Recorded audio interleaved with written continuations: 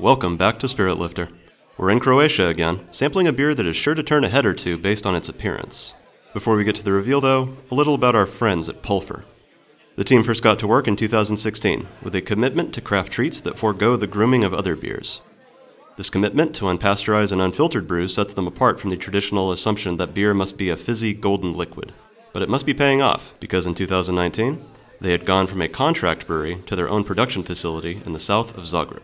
Their lineup includes ales of all stripes, but perhaps their most distinct beers are their lineup of sour smoothies, such as Friday. The name is a punchline from a joke that lends its name to another of their smoothie-like brews. Sorry since you can't stop me if you've heard this one before. A hipster rhino asked, "What day do chickens hate the most?"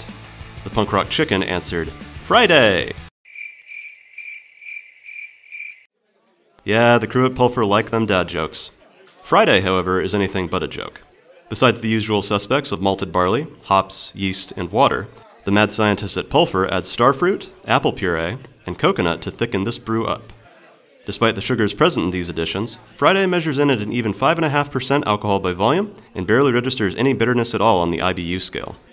These tropical treats make for a beer that has plenty of sediment in the bottom of the can, so before you pop the tab, gently roll the can on its side to evenly distribute the pulp.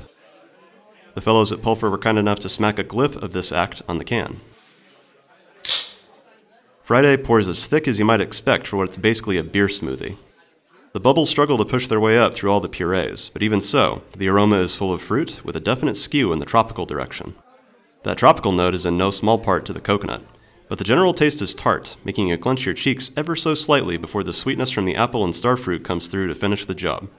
I've said before that you might recommend something or other to a friend who claims not to like beer. Friday is very much in that cohort. I mean, it's basically a thick pina colada in a can. As for food pairings, I see this as something you'd have after dinner, but I'm drawing a blank as to what. Since it feels wrong to not recommend anything at all, I'll go ahead and say that you should treat yourself to the companion piece to this one. What day do chickens hate the most? Besides bringing setup and punchline together, this would also be an amazing session for contrasts. Both are sour smoothies made by the same brewery, but that's about where the commonalities end. One is decadent with thick cherry and chocolate notes, while the other is bright and puckering.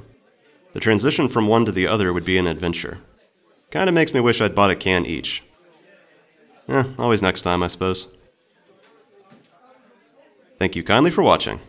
My palate has expanded a lot since my university days, and it's thanks to singularly excellent beers like Friday that I've been able to. Go ahead and try a sour smoothie for yourself sometime. It just may surprise you. Before we go, I want to say thanks to the staff at the Beer Boutique in Rotterdam. Besides hosting me for a lovely afternoon sampling a selection of European craft beer, they also advised me on how I needed to package and transport Friday here to preserve freshness, since I had a return trip of several hours. Great place. Link to the website's in the description. Rotterdam itself is a pleasant and underrated city, and my visit was all the better thanks to their hospitality. Next stop takes us to a Spanish autonomous community that's closer to the Sahara Desert than Madrid. But until next time, fare thee well.